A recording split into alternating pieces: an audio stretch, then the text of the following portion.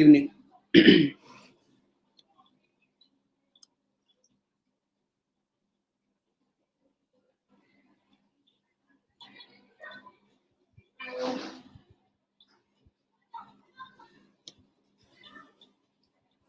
So last time we discussed Pelton turbine, but due to network issue, lecture stopped in between, and we was discussing the. Good evening, Shashwat. We was discussing the relative velocity. ठीक है, तो आज हम लोग वहीं से start करेंगे जो हम लोग लास्ट लेक्चर में पेल्टन टर्बाइन पार्ट 1 में डिस्कस कर रहे हैं. I hope my voice is Audible.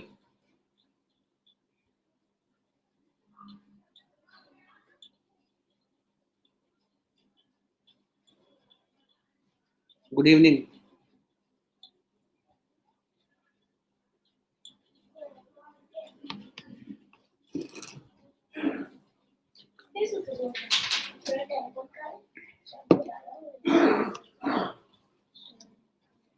Alok group में लिख दो क्लास चालू हो गया.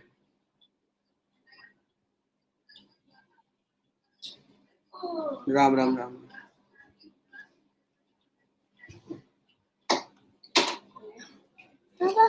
पानी पीना, पी लो पानी फिर.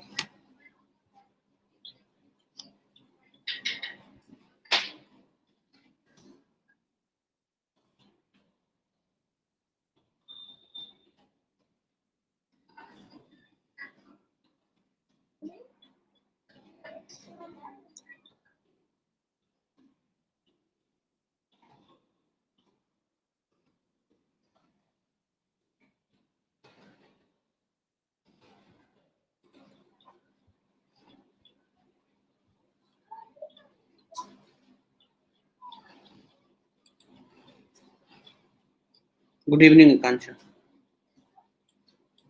Okay.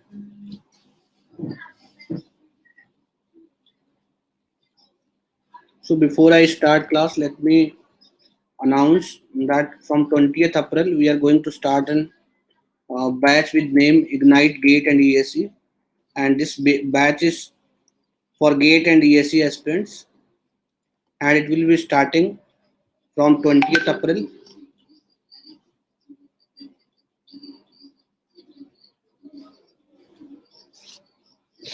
It will be starting from 20th April, and details of this course you can watch on Unacademy Plus website, right? And these are the educators. This is me. These are the other educators in this batch course, right? You can use my code, referral code, for 10% off on your plus subscription. Okay. So with this, let's start today's session. Last time I think we was discussing the relative velocity.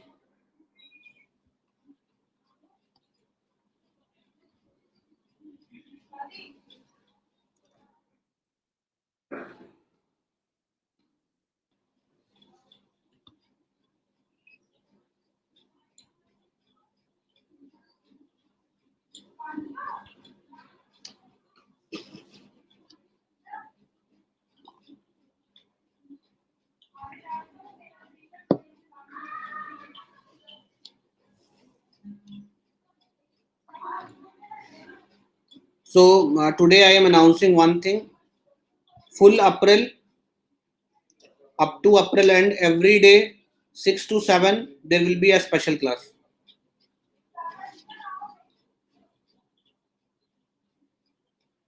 Full April.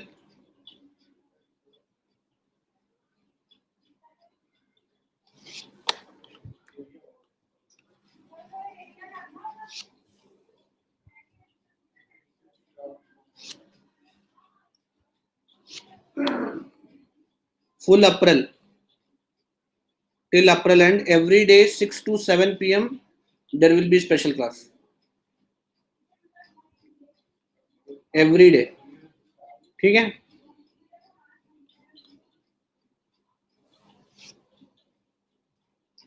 हर रोज इस time पे जरूर class होगा, और कोई extra होगा तो announce किया जाएगा. 6 to 7 कोई अनाउंसमेंट नहीं है. Then also there will be a special class 6 to 7 p.m. Every day till April end. पूरे अप्रैल मंथ में 6 to 7 स्पेशल क्लास रहेगा. It may be on hydraulic machine, it may be on some other topic also. Mainly, देखो, around I have planned 15 lecture on the hydraulic machines. 15th lecture I have planned on the hydraulic machines. Other topic also I will cover. But हर रोज जैसे लोग बोलता है ना sir पता नहीं चल पाता. So every day 6 to 7 p.m. I will have a special class every day. ये अप्रैल मंथ की बात कर रहा हूँ.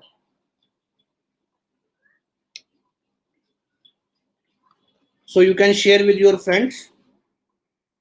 आप सबके साथ शेयर कर सकते हो ताकि ये टाइमिंग वाला जो बहुत लोग कंप्लेन करता है सर हमें पता नहीं लगता वो वाला इशू खत्म हो जाए. ठीक है ना. 6 to 7 p.m. every day there will be a special class.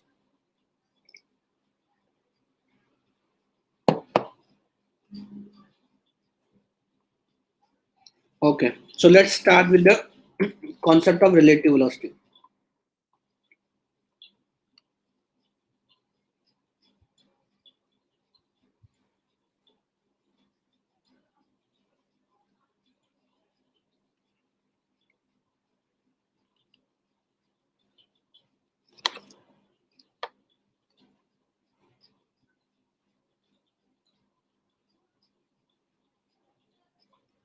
ठीक है, थोड़ा सा इस चीज को लोग समझे. लोगों को रिलेटिव वेलोसिटी के कॉन्सेप्ट में काफी दिक्कत होता है. तो इस चीज को जो मैं समझा रहा हूँ उसको थोड़ा ध्यान से लोग समझने की कोशिश करें. देखो ये क्या है भाई, देखो तो समझते होगे.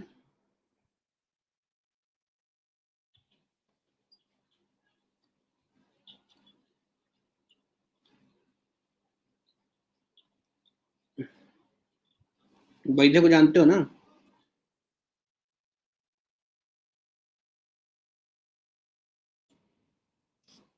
नहीं जानते.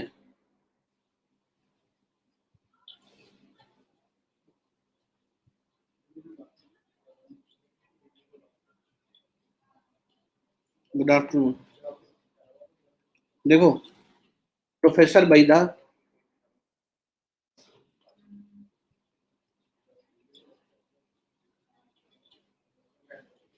ठीक है, बहुत बड़ा साइंटिस्ट, दुनिया का सबसे बड़ा, कई बार नोबेल प्राइज के लिए नॉमिनेट हुआ और रह गया. और इसके 3 चेले हैं. उद्धव, डॉक्टर उद्धव, डॉक्टर माधव और डॉक्टर राय बहादुर.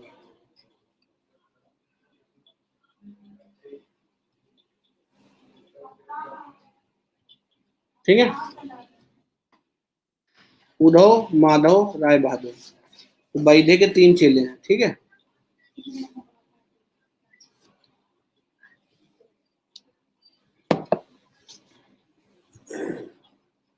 ठीक है. तो प्रोफेसर बैदा है, इसके अंदर में 3 लोग हैं, 3 इसके चेले हैं, उद्धव, माधव और राय बहादुर.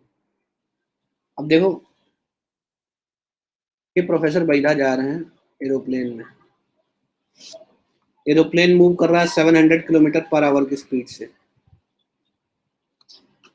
ठीक है, ये है प्रोफेसर बैदा.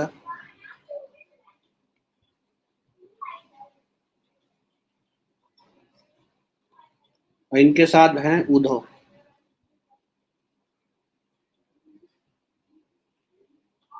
माधव को इन्होंने छोड़ दिया ग्राउंड पे. ठीक है, ये बेचारे दोनों आराम से एरोप्लेन में जा रहे हैं. ठीक है, राय बहादुर बेचारा ऐसा है कि उसको ज्यादा कोई पूछता नहीं. ठीक है,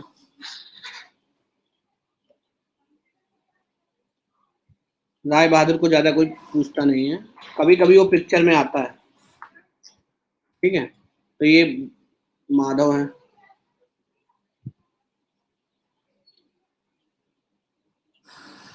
कुछ लोग होते हैं ना उनको ज्यादा कोई पूछता नहीं है.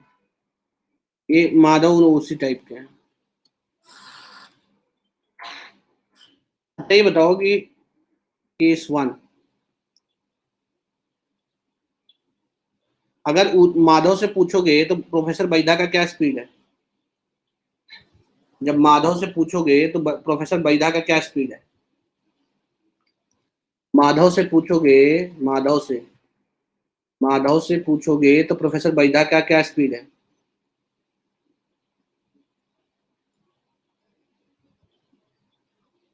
700, 700।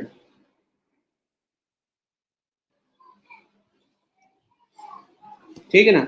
अच्छा प्रोफेसर, ये ऊधो से पूछोगे, ऊधो से पूछोगे गुरुजी की क्या स्पीड है, क्या बताएंगे?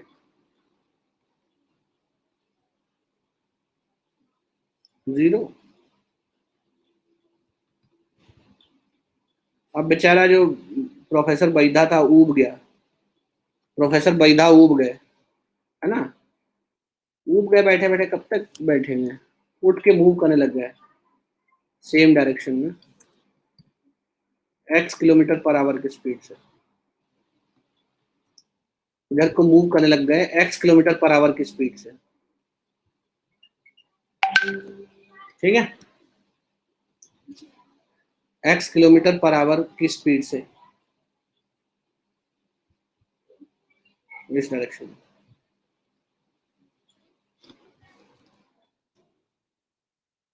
इस डायरेक्शन। ठीक है। अच्छा अब अगर माधव से पूछोगे तो माधव क्या स्पीड बताएंगे?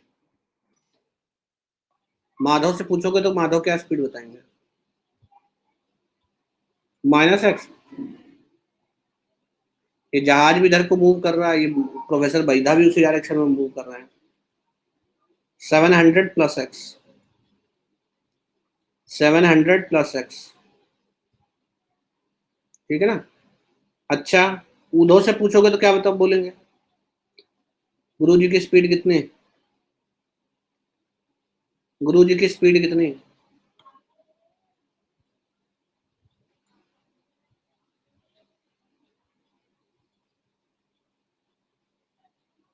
x kilometre per hour. अब ध्यान से देखो, ऊधो और माधव को अलग अलग वेलोसिटी क्यों दिख रही है? ऊधो और माधव को अलग अलग वेलोसिटी क्यों दिख रहा है?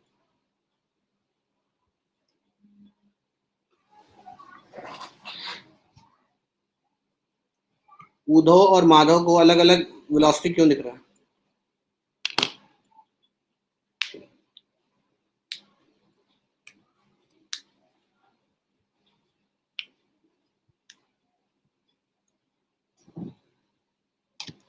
क्योंकि फ्रेम ऑफ रेफरेंस अलग अलग है। क्यों अलग अलग दिख रहा है? क्यों अलग अलग दिख रहा है भैया, बोलो क्यों अलग अलग दिख रहा है? फ्रेम ऑफ रेफरेंस अलग अलग है। ठीक है ना। एक क्लिक के लिए फ्रेम ऑफ रेफरेंस माधव के लिए क्या है, ग्राउंड। माधव कहाँ पे खड़े हैं, ग्राउंड पे। और उद्धव कहाँ से देख के बता रहे हैं, एरोप्लेन। ये प्लेन में है ना भाई साहब, फ्रेम ऑफ रेफरेंस बदल गया। ठीक है ना, क्लियर है। तो जो कुछ ग्राउंड से दिखेगा उसको हमने बोला एब्सोल्यूट वेलोसिटी, जो कुछ एरोप्लेन के रिस्पेक्ट में दिखेगा वो उसको क्या बोला, रिलेटिव वेलोसिटी। हालांकि है दोनों रिलेटिव, हालांकि दोनों ही रिलेटिव है, दोनों ही रिलेटिव है। कौन सा दोनों रिलेटिव है?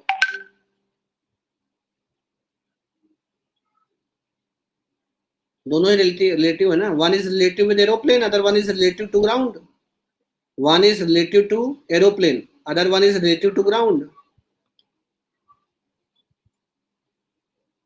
One is relative to aeroplane, other one is relative to ground. ठीक है, ओके।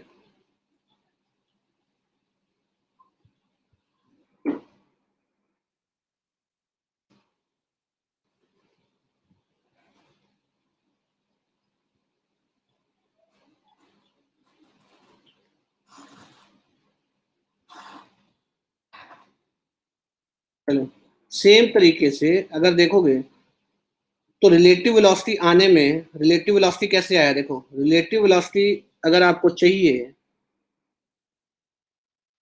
तो आपको एब्सोल्यूट वेलोसिटी में से फ्रेम ऑफ रेफरेंस का वेलोसिटी सब्ट्रैक्ट करना पड़ेगा। हालांकि यहाँ पे फ्रेम ऑफ रेफरेंस का वेलोसिटी क्या है, इस केस में फ्रेम ऑफ रेफरेंस का वेलोसिटी क्या है, इस केस में फ्रेम ऑफ रेफरेंस का वेलोसिटी क्या है, 700। ठीक है ना, तो u क्या है, 700। This is relative velocity.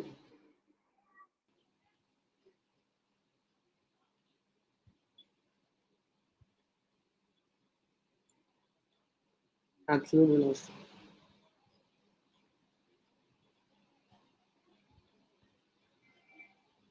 This is velocity of frame of reference.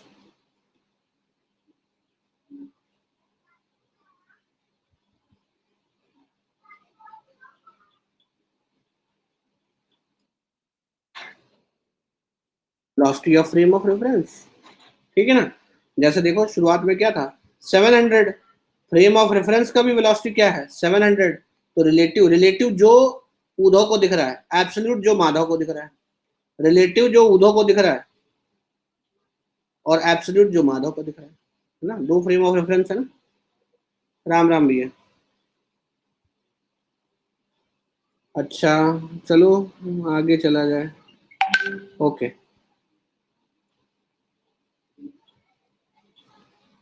Good evening मैंक। ठीक है ना? सेम अगर तुम देखोगे, अगर हम फ्लूइड मशीन्स का बात करें,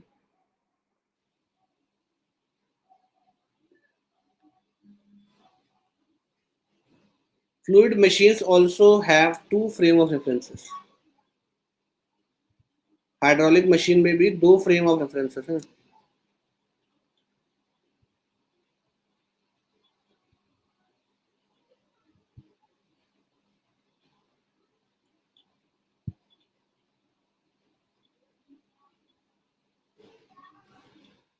there are two frame of references.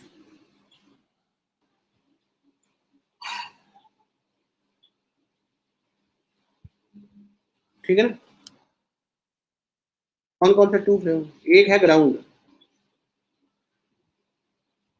और दूसरा है रोटेटिंग एलिमेंट।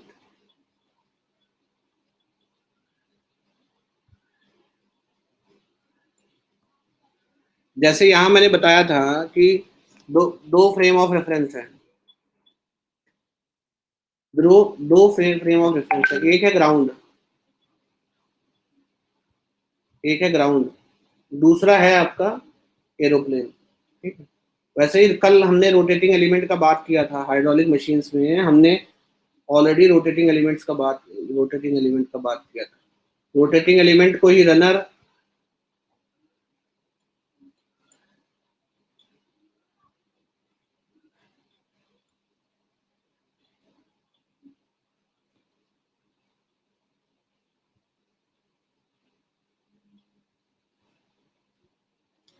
ठीक है, मान लो ये आपका रोटेटिंग एलिमेंट।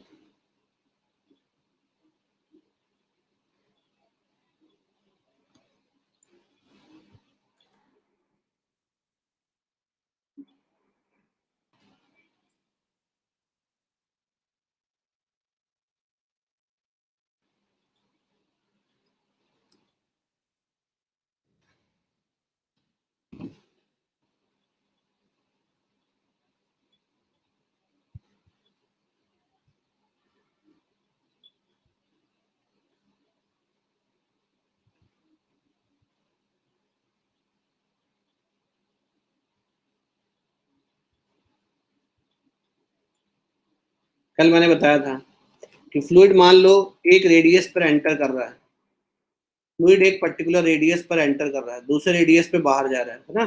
तो जो तुम्हें ग्राउंड पे खड़े होकर दिख रहा है, अब क्या करेंगे? जो माधव हैं वो ग्राउंड पे खड़े रहेंगे। ये रोटेटिंग एलिमेंट घूम रहा है ऐसे, है ना? ये शाफ्ट ना घूम रहा है, ये रोटेटिंग एलिमेंट है। रोटेटिंग एलिमेंट पे बैठा दो, ये रोटेटिंग एलिमेंट है ना, रोटेटिंग एलिमेंट पे माधव माधव को बैठा दो। उधो है ना यहाँ पे, हाँ उधो घूमेंगे, है ना? माधव को जो फ्लूइड का वेलोसिटी दिखेगा वो एब्सोल्यूट होगा, और ऊधो को इसी पे बैठा दिया, मतलब रनर ऐसे से घूम रहा है तो ऊधो भी घूम रहा है साथ साथ। चीता है ना ये।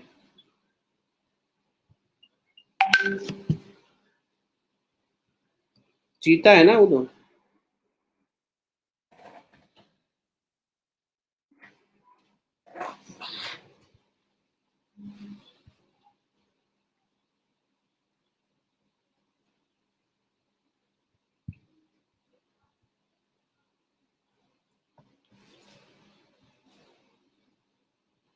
ठीक है, समझ गए रिलेटिव वेलोसिटी का कॉन्सेप्ट यही है।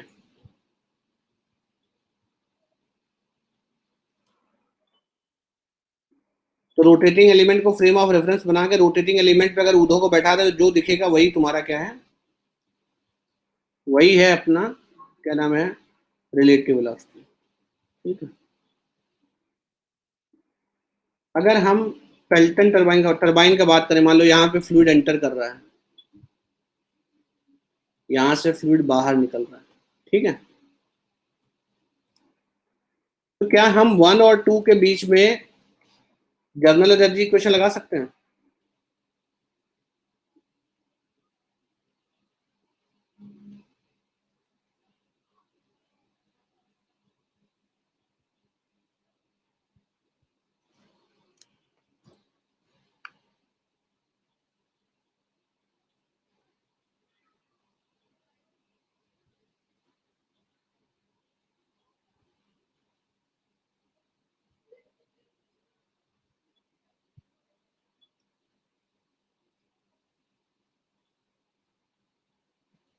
अच्छा,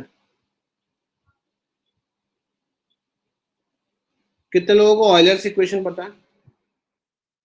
Euler's equation for turbo machinery.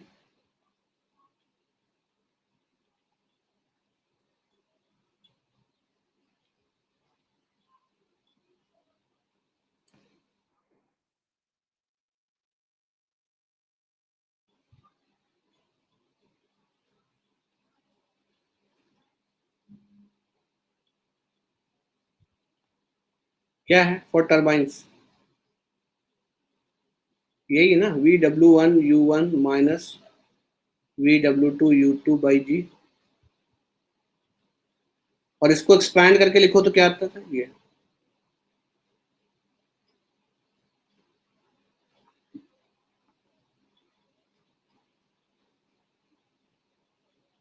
W से डिनोट कर रहा हूँ रिलेटिव वेलोसिटी।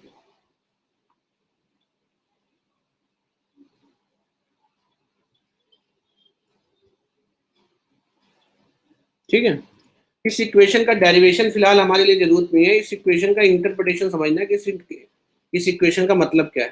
ठीक है ना, देखो असल में हो क्या रहा है, हो ये रहा है कि फ्लूइड एक रेडियस पर एंटर कर रहा है, फ्लूइड एक रेडियस पर एंटर कर रहा है, दूसरे रेडियस पर इससे बाहर जा रहा है। ये रोटेटिंग एलिमेंट है, एक रेडियस पर इस पे एंटर कर रहा है, दूसरी रेडियस पर यहाँ से बाहर जा रहा है।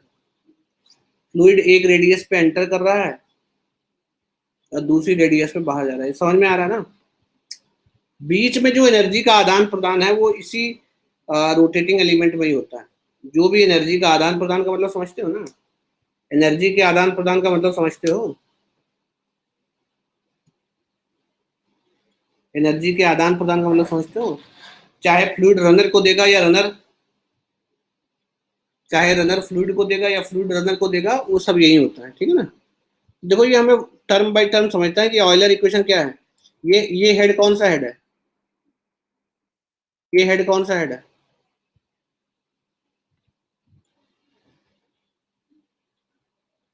मतलब ये किस फॉर्म में, टरबाइन हेड है ना, लेकिन किस फॉर्म में है ये, किस फॉर्म में है ये, किस फॉर्म में है ये हेड,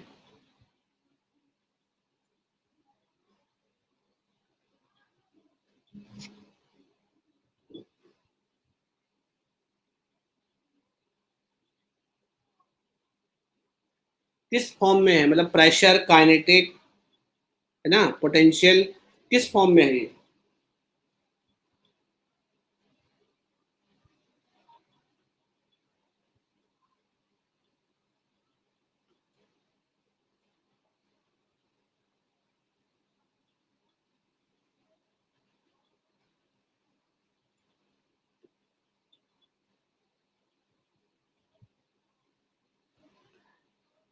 किस फॉर्म में है? काइनेटिक? अरे अलकुआ मोहित, बेमौत मारे जाओगे बेमौत।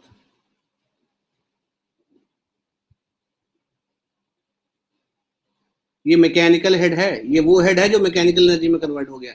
ये फ्लूइड का एनर्जी राइट हैंड साइड है, ये सब फ्लूइड का एनर्जी है। ये ये क्या मैकेनिकल हेड है? ये वो हेड है जो टरबाइन ने कन्वर्ट कर दिया मैकेनिकल एनर्जी में। ये वो हेड है जो फ्लूइड ने कन्वर्ट कर दिया मैकेनिकल एनर्जी में, टरबाइन ने। समझ रहे हो? कौन सा हेड है भैया ये? अरे बोलो रे, कितने लोग मुझे सुन रहे हैं अभी? सब आके बैठ जाते हैं आराम से, आके आराम से बैठ जाते हैं, कोई मतलब ही नहीं है।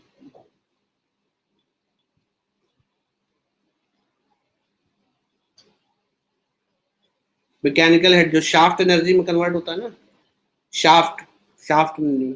अब देखो ये हो क्या रहा है, कैसे एनर्जी ट्रांसफॉर्मेशन हो रहा है अंदर, ये हमें थोड़ा सा समझने की कोशिश करना है। इस रनर के अंदर ना एनर्जी ट्रांसफॉर्मेशन कैसे हो रहा है, यही हमें समझने की थोड़ा कोशिश करना है। रनर के अंदर एनर्जी ट्रांसफॉर्मेशन कैसे हो रहा है।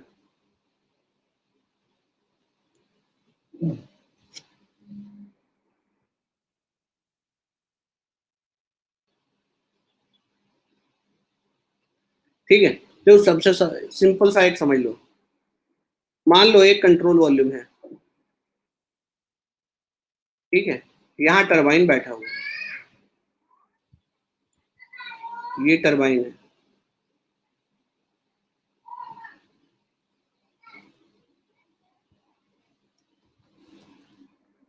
यहाँ टरबाइन है ये,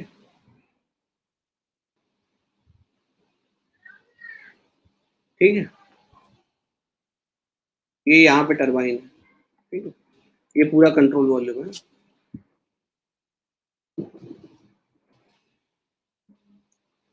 जब फ्लूइड आया तो उसके पास वेलोसिटी था v1, जब गया तो उसके पास वेलोसिटी था v2, ठीक है ना। वेलोसिटी के साथ साथ प्रेशर भी था। तो आया तब उसके पास काइनेटिक हेड इतना था, जब यहाँ से गया तो इतना था। इसका मतलब इन दोनों का जो डिफरेंस है, इन दोनों का डिफरेंस है वो किसने छीन लिया? इन दोनों का जो डिफरेंस है वो किसने छीन लिया?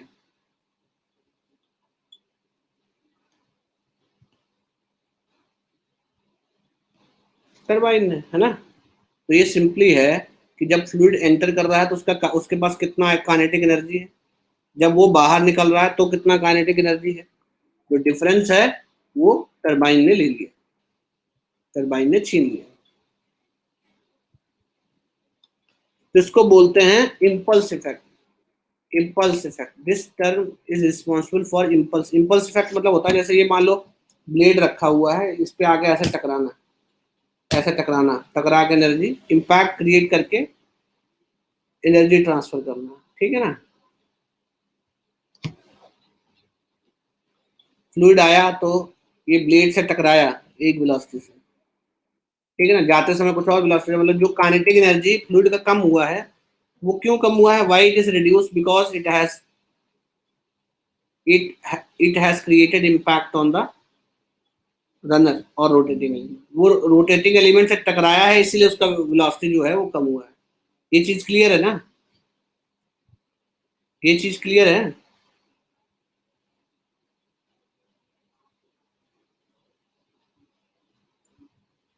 मोमेंटम चेंज कर, बिल्कुल सही। तुम लोग तो बहुत समझदार हो गए हैं, तुम लोग बहुत समझदार हो गए हैं, ठीक है। अब बात आती है ये दो टर्म क्या करते हैं। देखो फ्लूइड के पास दो ही एनर्जी होती है, जब एंटर करता है तो काइनेटिक एनर्जी होता है और प्रेशर हेड होता है, ठीक है, प्रेशर एनर्जी होता है ना।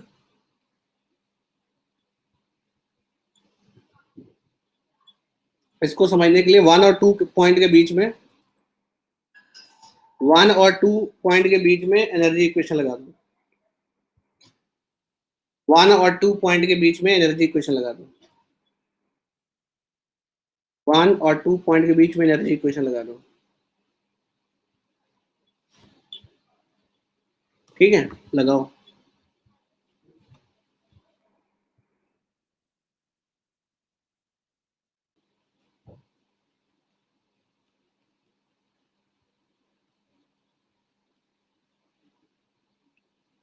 यहाँ पे पंप हेड होगा ना, यहाँ पे पंप हेड होगा, यहाँ पे, यहाँ पे कौन सा हेड होगा? पंप हेड, ठीक है ना। वो निग्लेक्ट कर दिया क्योंकि पंप से मतलब नहीं है, टरबाइन हेड हमें ऐड करना है बस।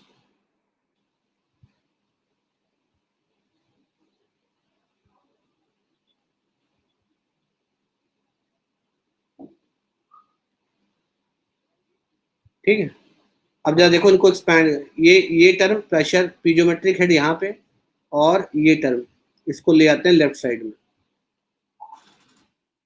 मान लो, या वैसे ही रहने दो, कोई फर्क नहीं है।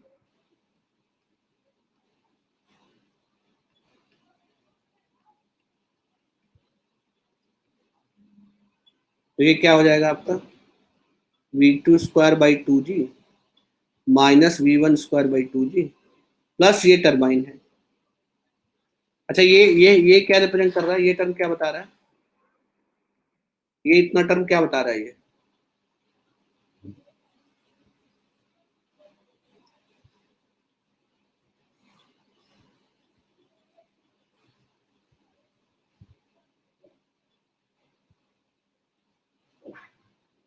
क्या बता रहा है, ये डिफरेंस इन पीजोमेट्रिक हेड, किस किस पॉइंट के बीच का डिफरेंस, किस किस पॉइंट के बीच का डिफरेंस,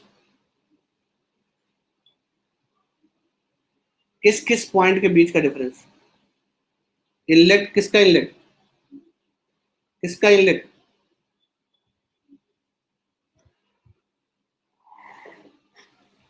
रनर का, इनलेट एंड आउटलेट, रनर का, किसका इनलेट एंड आउटलेट, किसका इनलेट एंड आउटलेट, रनर का है ना। चलो इसको देखते हैं।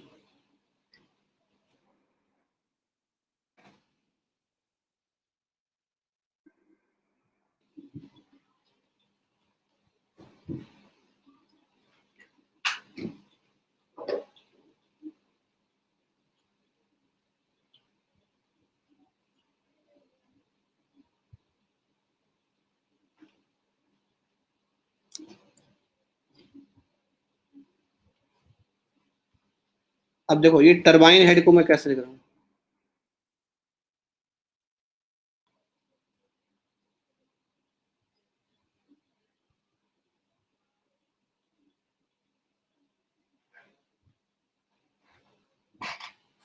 ठीक है। चलो टरबाइन हेड लिखो, क्या आएगा टरबाइन हेड, ये है ना,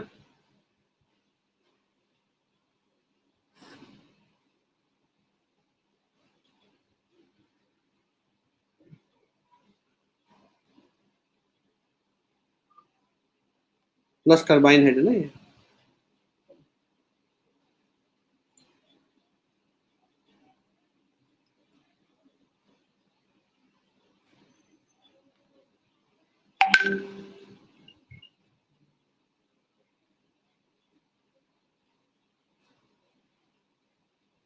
अब अगर ध्यान से देखोगे ये दोनों अपोजिट हैं, ये दोनों अपोजिट है, कैंसिल आउट हो जाएगा, V2 square by 2G minus में ये V1, ठीक है।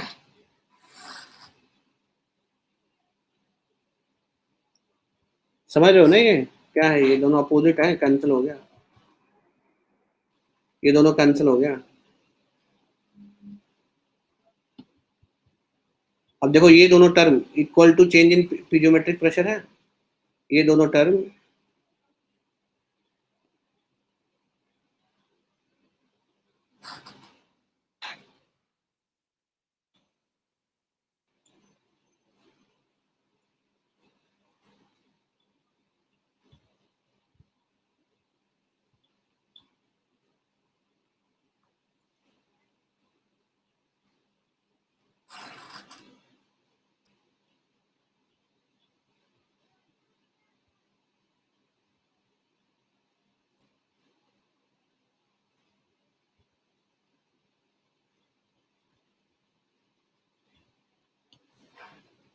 ठीक है।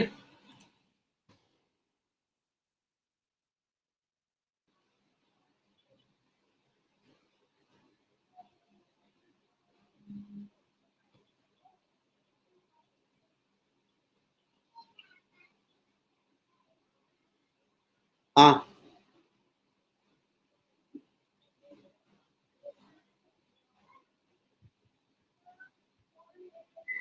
इसीलिए बोलते हैं ये जो दोनों इफेक्ट, ये जो दोनों टर्म है ना,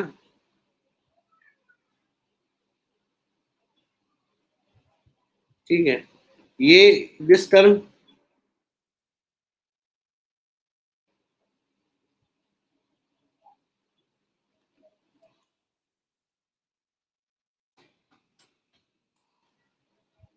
और क्या तुम पूछ रहे हो, मुझे समझ नहीं आ रहा है, थोड़ा एक्सप्लेन करके लिखो।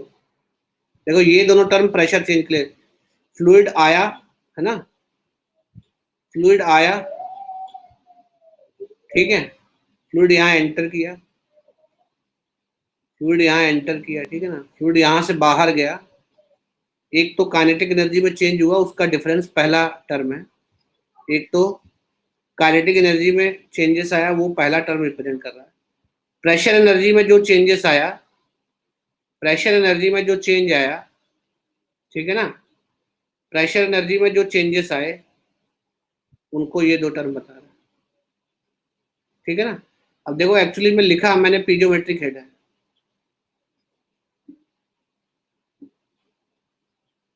लेकिन क्या है, in hydraulic machine Z1 is approximately equal to Z2,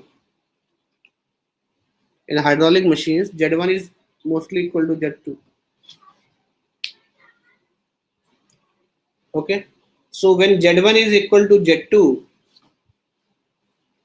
भाई जब फ्लूइड जिस हाइट पे एंटर करता है, ठीक है, और जहां जिस हाइट पे एग्जिट करता है, दोनों के बीच में एलिवेशन डिफरेंस बहुत कम होता है, that is what I want to से।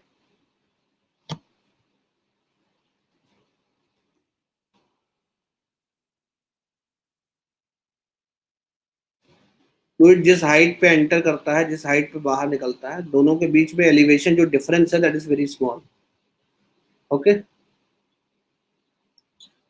सो मोस्टली पीरियोमेट्रिक हेड का जो डिफरेंस है ना, that is equal to pressure difference, ठीक है।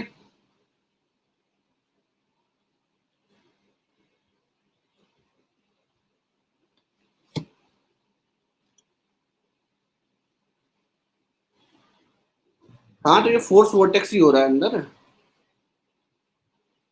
तभी तो ये टर्म आया है। लेकिन वो किसके लिए रिस्पॉन्सिबल है, that is responsible for pressure change, it is responsible for pressure change.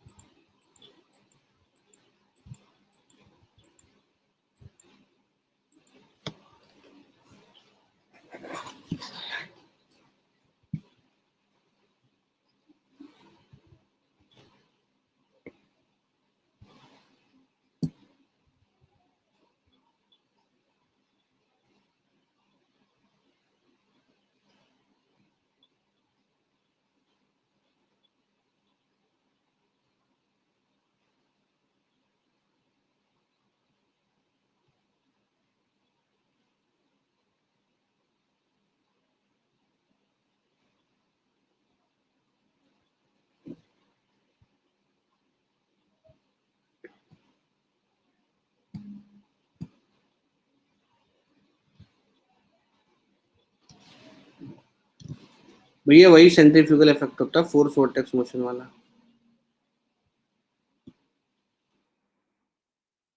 उसी को सेंट्रीफ्यूगल इफेक्ट बोलते हैं, ठीक है ना। I hope this equation is clear to everyone, I hope this equation is clear to everyone.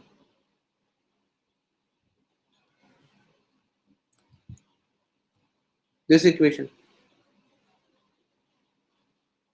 This equation is clear to everyone.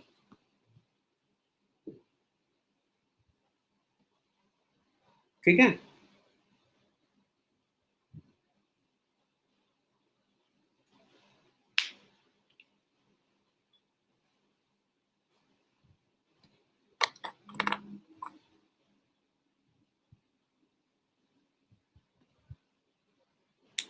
Inertia effect नहीं है, that is change in relative velocity, जो change in relative velocity है that is because of area, ठीक है। So last time we was discussing about the Pelton turbine and we have drawn the energy flow diagram also. ठीक है। सो blade कैसे होते हैं, Pelton turbine के blades कैसे होते हैं?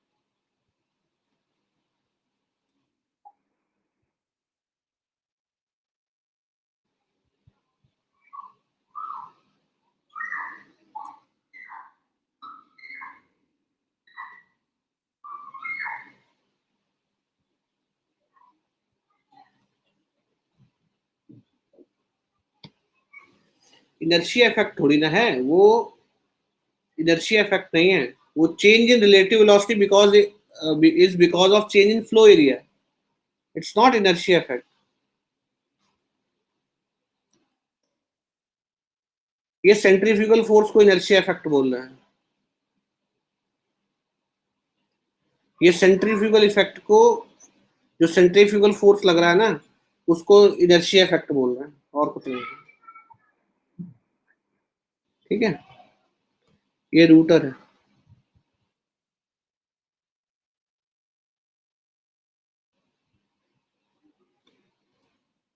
This is your runner. Okay, runner में ब्लेड है, ठीक है, जैसे मान लो ये शाफ्ट है, ओके, ये शाफ्ट है और इस पे ब्लेड लगे हुए हैं ऐसे, और ये ऐसे ऐसे घूम रहा है, ये शाफ्ट है और ये शाफ्ट ऐसे ऐसे घूम रहा है, ये शाफ्ट है और ये शाफ्ट ऐसे ऐसे घूम रहा है। क्लियर है? अब ये जो बकेट होता है ना, वो ऐसे होता है, भीख मांगने वाला स्टाइल बना लो, ऐसे। एक चम्मच हो गया ना ये, एक चम्मच, दूसरा चम्मच, ठीक, ऐसे करके दोनों चम्मच जोड़ लो। हाँ, भीख मांगने जैसा ऐसे, यहाँ सेंटर में आके टकराता है। ठीक है, तो अगर देखो ये भीख मांगने वाला सा है, इसको कट करो एक प्लेन से, तो ऐसा दिखेगा, देखो।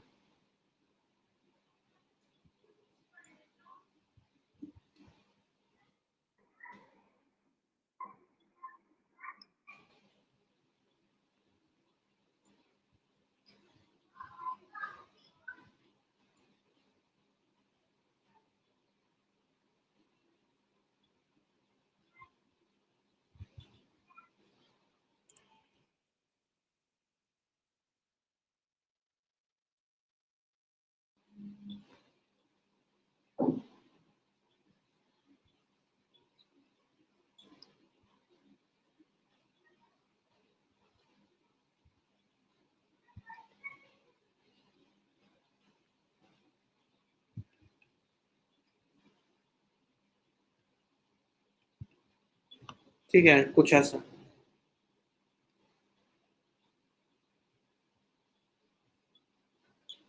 कहाँ पे?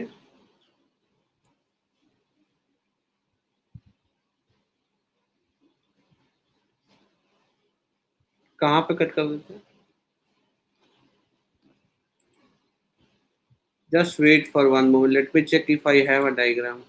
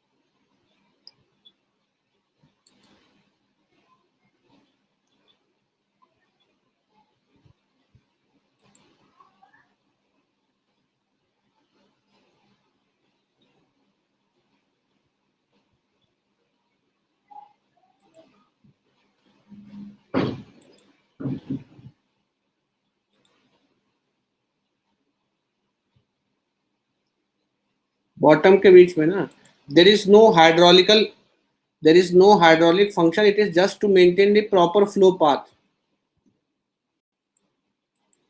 ठीक है,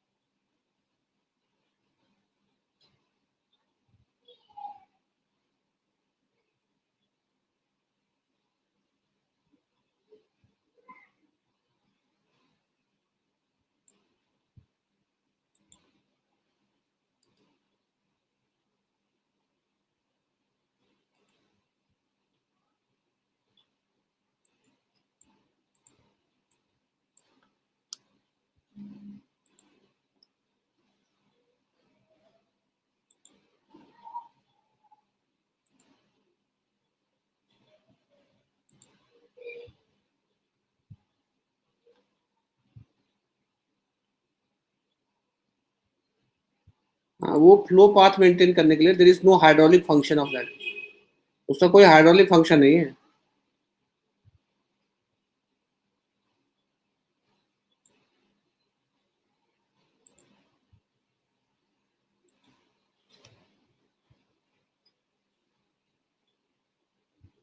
हाँ, इसका कोई हाइड्रोलिक फंक्शन नहीं है, यही यही बोल रहा हूँ ना।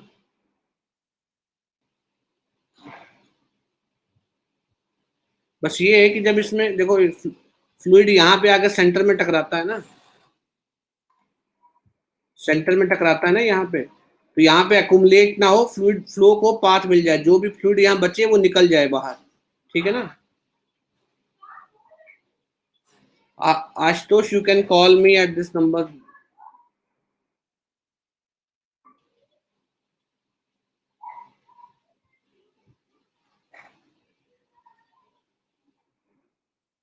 ठीक है ना, तो इसका कोई हाइड्रोलिक फंक्शन नहीं है, ये एक है कि भाई प्रॉपरली फ्लो जो है ब्लेड से बाहर आ जाए। There is no hydraulic function, मतलब ऐसा जिसका कोई हाइड्रोलिक फंक्शन का मतलब समझते हो ना।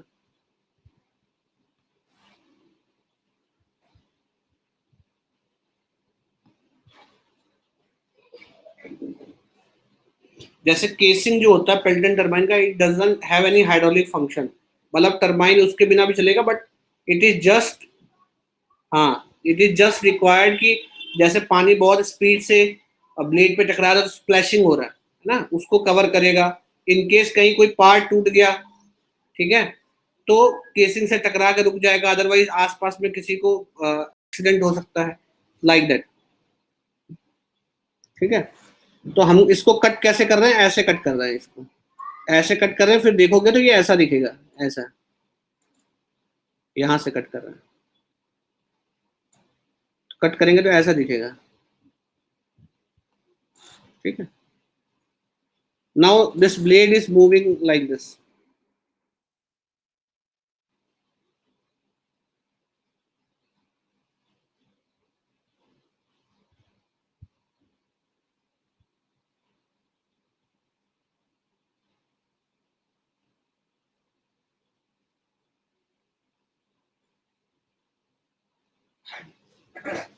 ठीक है, this blade is moving like this. ठीक है, अब इस पे फ्लूइड स्ट्राइक कर रहा है,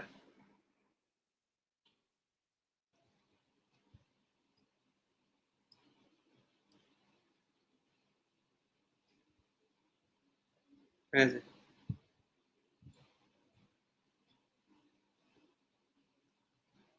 and then it is going like this.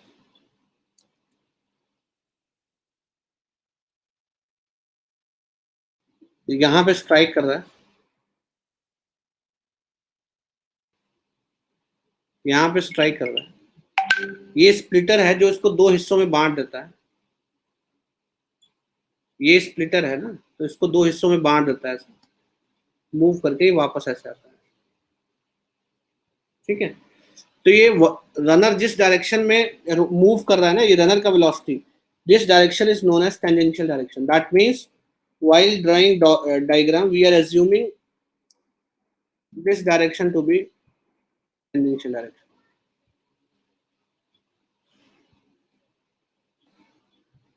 Okay. Shockless entry means जो रनर वेन है ना, देखो शॉकलेस एंट्री का लिटरल मतलब क्या होता है. शॉकलेस एंट्री मीन्स अगर आप रनर के फ्रेम ऑफ रेफरेंस में जाके देखो, देखो शॉकलेस एंट्री का मतलब क्या होता है. अगर आप रनर के फ्रेम ऑफ रेफरेंस में देखो, ये रनर है, ये तो ऐसे बना हुआ रखा है, ये घूम रहा है ना ऐसे से. रनर पे कौन बैठा था? रनर पे कौन बैठा था?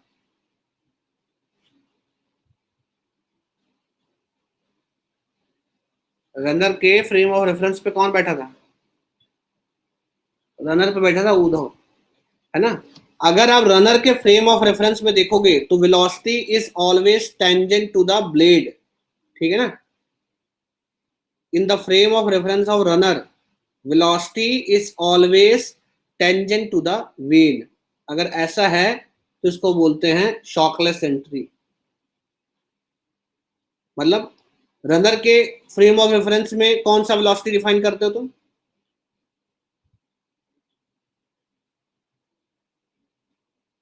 Relative velocity. तो relative velocity is always tangent to the vane.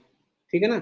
अगर शॉकलेस एंट्री नहीं होगा, शॉक होगा यदि आपका जो relative velocity it is not parallel to vane. तो अगर उदो बैठे इस पे घूम रहे हैं ना, तो शॉकलेस एंट्री का मतलब है उन्हें कभी नहीं लगेगा कि फ्लूइड मेरे से आकर टकरा रहा है. उन्हें ऐसे लगेगा फ्लूइड तो मेरे पैरेलल मूव कर रहा है. समझ रहे हो?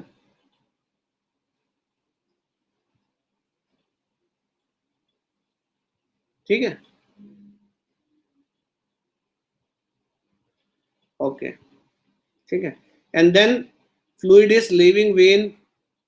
Okay, like this.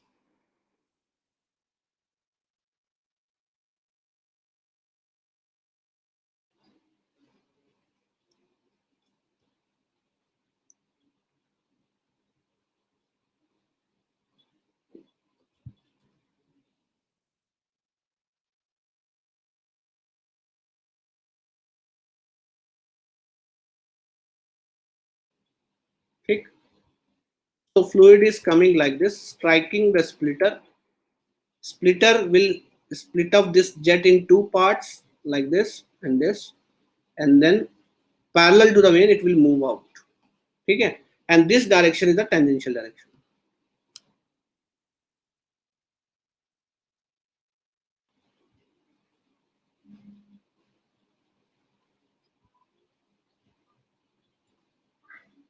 Now is it clear? Fluid कैसे आ रहा है, कैसे वेन को एग्जिट मार रहा है, ये तो क्लियर हो रहा है ना. Is it clear?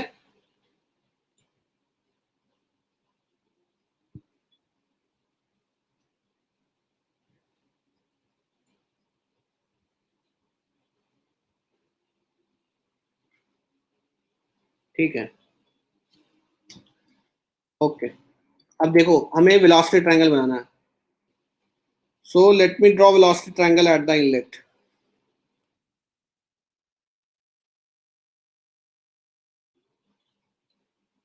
At inlet. Okay. So see, simply I have already told you that if you want to find out the relative velocity, how to find out the relative velocity? How to find out the relative velocity? Relative velocity is vector subtraction of, this is also known as peripheral speed. This is also known as peripheral speed. This.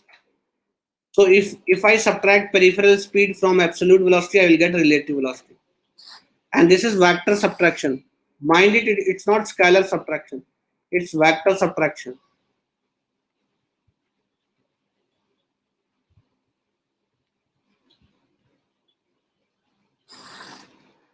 It's vector subtraction. It's not scalar subtraction. So if I subtract peripheral speed from absolute velocity, I will get relative velocity. If I subtract peripheral speed from absolute velocity, I will get relative velocity. Okay. Now see, but at the inlet, this peripheral speed and absolute velocity is in the same direction. This absolute velocity and peripheral speed is in the same direction. Yes or no? Is that make sense? Yes. So when two vectors are in the same direction, then their addition and subtraction will be like scalars. So its addition and subtraction will be like scalar. Okay. So this is your absolute velocity.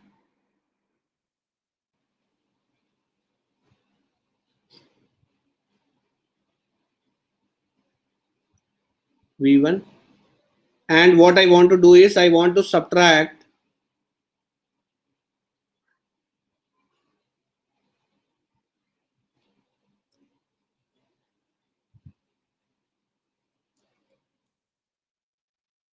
peripheral velocity, which is this,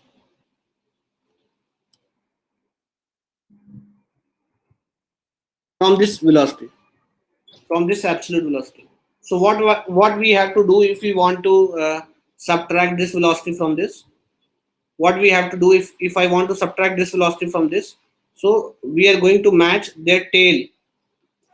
We are going to match the tail. ठीक है, दो vector का tell match करते हैं ना अगर subtraction करना हो. So this will be, this remaining portion will be your W1.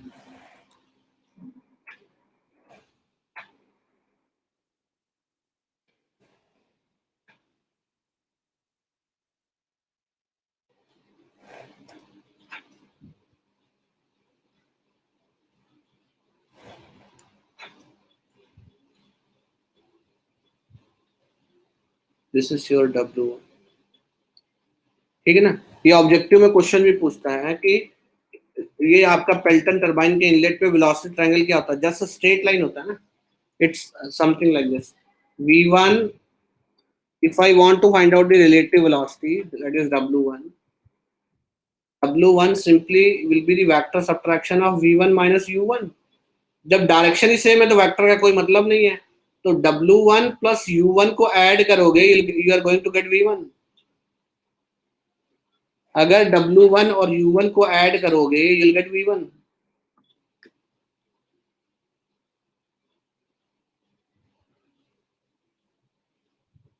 If I will add, हाँ ऐसे करो, देखो U1 इसका हेड, इसका tell, W1, U1 plus W1, this will become your V1. Okay. Now this is velocity triangle at the inlet of Pelton turbine. Okay. Now if I want to draw velocity triangle at the outlet of the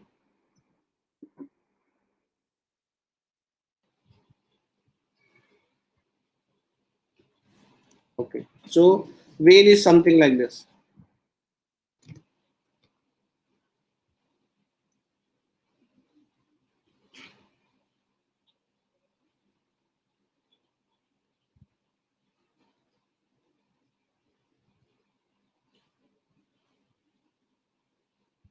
Something like this. Okay.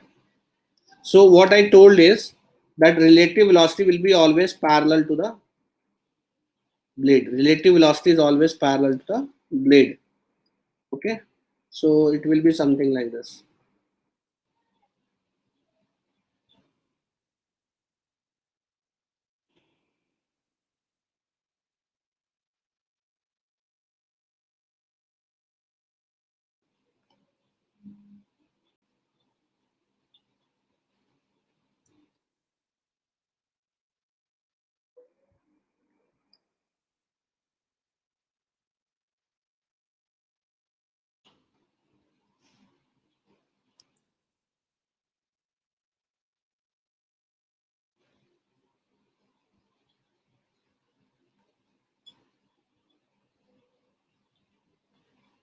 Okay, this is W1.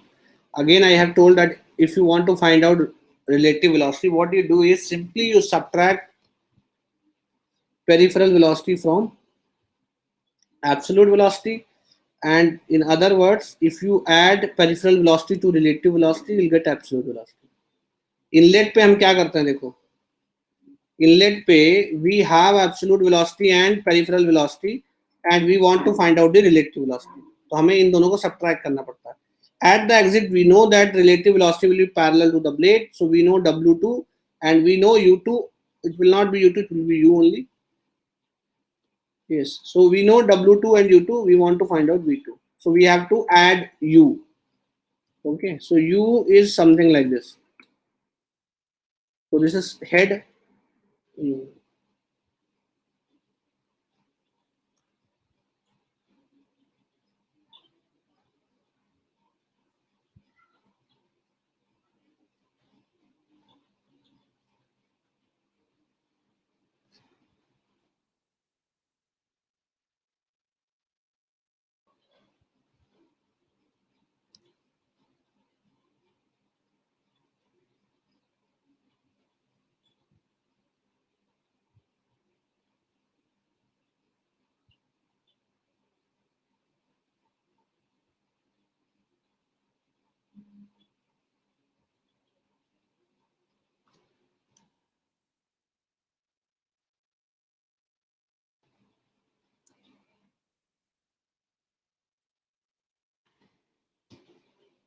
Okay.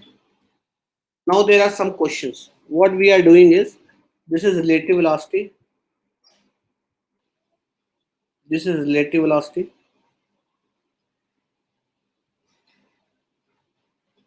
Okay.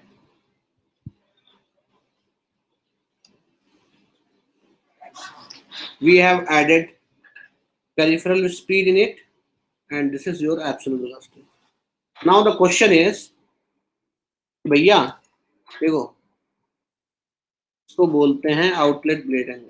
This is beta. अरे सुन रहे हो रे कि सो गए? बस सुन रहे हो तुम लोग, सो गए? कहीं चद्दर तान लिए हो?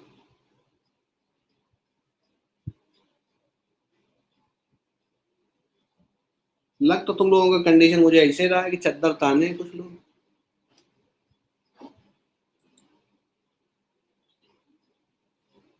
बहुत गर्मी है इस समय, तो माहौल गर्म है ही.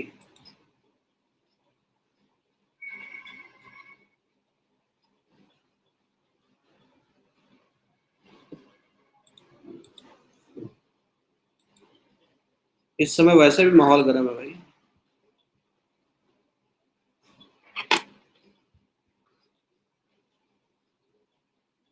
ठीक है. अब देखो, क्वेश्चन ये उठता है कि भैया देखो, ये बीटा टू है, ये इतना डायमेंशन हुआ,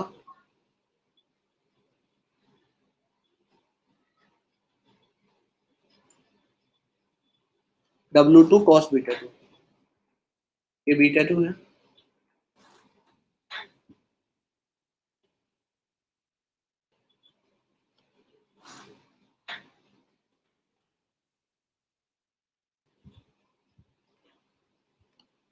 ठीक है.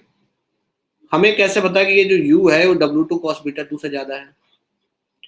हमें कैसे पता कि ये जो तुम्हारा U है ये W2 कॉस बीटा टू से ज्यादा है? कम भी हो सकता है, ज्यादा भी हो सकता है. ठीक है. देखो कोई जरूरी नहीं है वैसा, तो वैसा भी हो सकता है.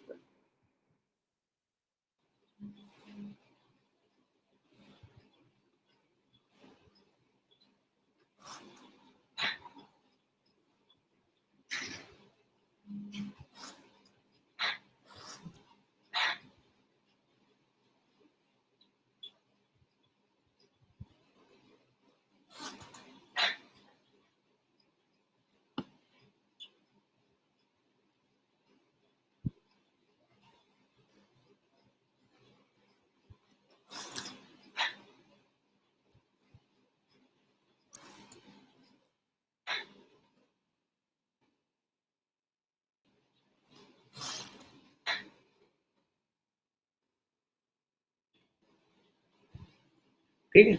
ऐसा भी हो सकता है.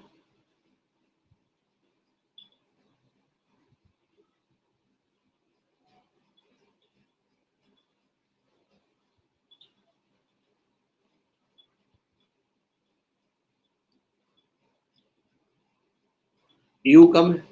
अच्छा ऐसा भी हो सकता है भैया कि एग्जैक्टली बराबर हो जाए.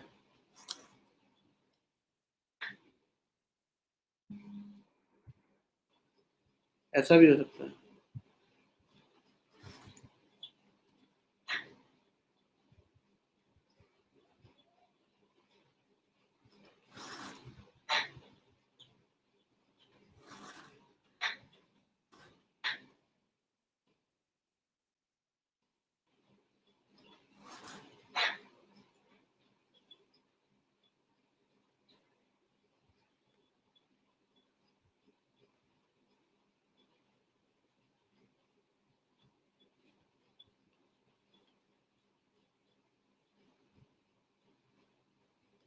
और ये U, तो यहाँ क्या है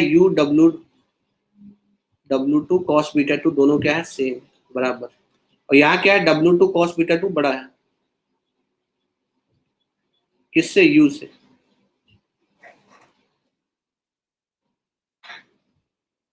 W2 cos बीटा 2 U से बड़ा है, और यहाँ पे क्या है U बड़ा है,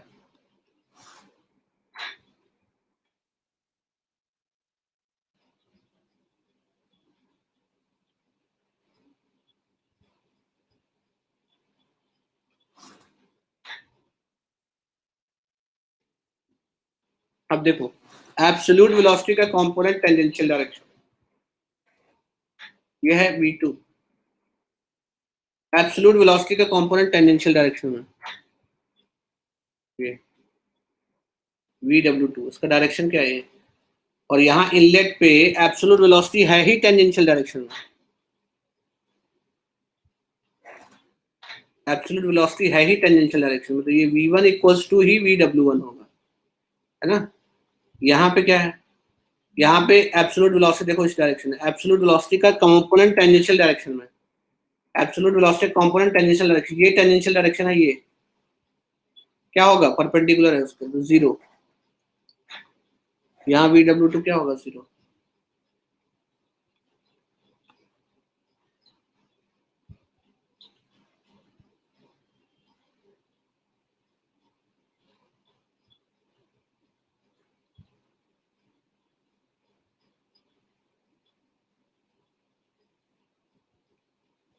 ठीक। देखो डायरेक्शन, देखो इनकमिंग वेलोसिटी किस डायरेक्शन में, इस डायरेक्शन में, इनकमिंग वेलोसिटी इस डायरेक्शन में, और देखो यहाँ आउटगोइंग वेलोसिटी भी सेम डायरेक्शन में, आउटगोइंग भी सेम डायरेक्शन में, लेकिन यहाँ पे अगर देखोगे इनकमिंग तो इस डायरेक्शन में, लेकिन आउटगोइंग जो एब्सोल्यूट VW2 है वो अपोजिट डायरेक्शन में, VW2 अपोजिट डायरेक्शन में, आने वाली वेलोसिटी जाने वाली वेलोसिटी का जो डायरेक्शन है दैट इज अपोजिट, ठीक है, क्लियर है भैया, समझ रहे हो ना।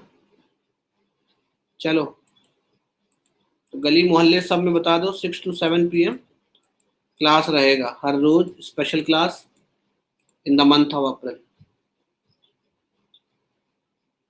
ठीक है। डिंडोरा पीट दो जाके, डुग्गी डुग्गी पीटना समझते हो ना, डुग्गी पीटना समझते हो ना, every day 6 to 7 PM special class for the month of April, ठीक। तो अभी स्पेशल क्लास का टाइमिंग का कोई डाउट नहीं रहना चाहिए,